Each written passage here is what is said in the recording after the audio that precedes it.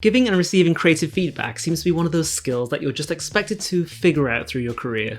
Hey, my name's Ka-Lok, and most of my job now as a consultant and director is about feedback. So in this video, I want to share some of the things that I've learned over the years and things I try and be mindful of, but also how to be on the receiving end so it's actionable for yourself, and more importantly, so you're not crushed by it. So let's begin with giving feedback. Give them your eyes. Explain what you're looking for. What's your thought process? This helps the person learn how you see, and teaching someone how to critique their own work and sharing what you're looking for makes them better, and it makes your job easier next time. So when you provide a note or a change, explain why. For example, if you ask someone to cut out a shot from the video, don't just say, cut it out, but explain that it might be a pacing issue.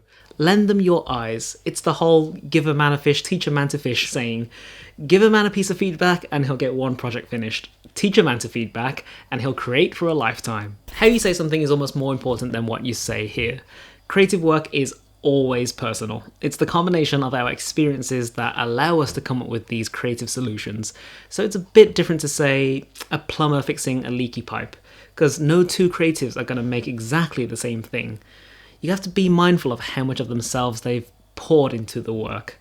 And that's why it's important to be delicate with your words. A lot of creatives live and die at the hand of feedback, especially for newer creatives who don't have as much professional experience yet and they feel like their sense of self-worth is tied to the work. So even if you're accidentally indifferent, it can feel really crushing. Whereas good feedback should always be uplifting and encouraging. Don't provide solutions. I know that sounds kind of counterintuitive, like, isn't that the whole point of what we're doing here? Well, when you do that, it kind of makes the other person feel like a monkey with a finger. Providing a suggestion is fine if you're just illustrating that there are potential solutions, but that's very different to saying, all right, now do this and this and this and this. Instead, just try to diagnose the problem. So just point out anything that might be missing or unclear or just a bit wrong. If you've ever made anything, you know sometimes you've missed something because you're probably too close to the project. But when it's pointed out to you, you can really easily come up with a solution and get to the answer yourself. Giving feedback is sometimes just being a pair of fresh eyes for another person. Help lead them to a solution. The best feedback kind of feels like they came to the answer themselves. You don't have to take all the glory here. That being said, put your ego at the door. It does feel good to be asked for your opinion, but don't be all high and mighty, haughty-taughty about it. If in a workplace you managerially have more power and you act like this, that person is going to hate and dread showing you their work, and then they're going to resent you. If you're a friend and you do this, they're never going to ask you again and resent you. I've heard many times they asked for my opinion, so I gave them my opinion. Don't be so proud. Giving feedback is not about you, it's about the other person. Recognize what's good. Even if it seems obvious, verbalize what's been done well.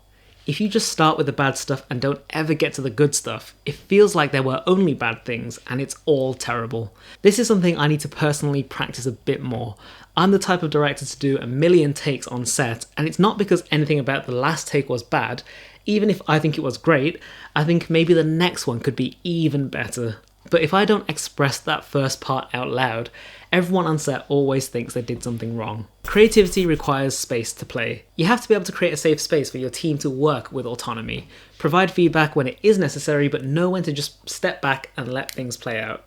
Sometimes you have to come in and just right the ship a little bit, because yes, we creatives can get carried away with an idea, but trust that they can solve the problem. Right, so hopefully if someone is giving you feedback, they know some of these things already. But to save you from getting your creative soul just absolutely smashed, there are a few things to do when you're on the receiving end. Put the ego aside, even more so than when you're giving feedback. Passion blinds you from seeing the problems in your own work. Sometimes what you think is obvious on the page or the screen was actually only obvious in your head. So try to let go of the idea that you've solved all the problems with the best solution. You might have been too close to see any issues, and having someone else's fresh eyes is going to really help. You know when you show someone a YouTube video or a song you think is amazing, but then when they're next to you listening and watching along, you kind of realize, oh, maybe it's not as great as I first expected.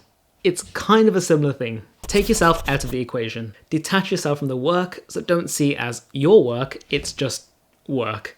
If you can learn to see yourself in this third-person perspective, a lot of the times you're going to start spotting the issues yourself. I know how it feels to pour so much of yourself into a project that it feels like you're a part of it. And it's been said a million times, but you are not your work. You are not being reviewed as a person. So don't think that other person is attacking you in the feedback. Think of them not on the opposite side of the table, but they're sitting next to you, looking at how to make this thing even better together. Ask more questions. Ask what you're being reviewed on and how they got to that conclusion. This is how you learn to see how they see, and it's the whole teach a man to fish, give a man a fish axiom all over again. I hope you never get notes like this, by the way, but it's quite common to hear something really vague like, oh, it's a bit boring, it needs to pop and engage me more. So, questions. Which part is boring? When do you start to get bored? Why do you think that part is boring? When you say pop, is that like more contrasted, louder music, bolder colours, a jump scare, an actual explosion? If it's not specific, it's hard to fix. And when they do get specific, you might realise, oh, they didn't mean boring. What they meant was the pacing is off. So all you have to do is rejiggle some scenes and it's great. Otherwise, you might have gone back to the drawing board and just started from scratch. So if someone doesn't know how to give you good notes, you need to flip it back on them and help dig out what they're actually trying to say. Hopefully some of these points help you no matter which side of the feedback cycle you're on, but mostly it's be empathetic, drop the ego, and try and see it from that other person's perspective. Because at the end of the day, we're just here to try and make the best work we can. But I really want to know what you would add to this list, as I'm always looking to try and find ways to improve my own communication. And if you like content like this around creative, personal, and professional development, consider subscribing. Otherwise, I'll see you in the next one.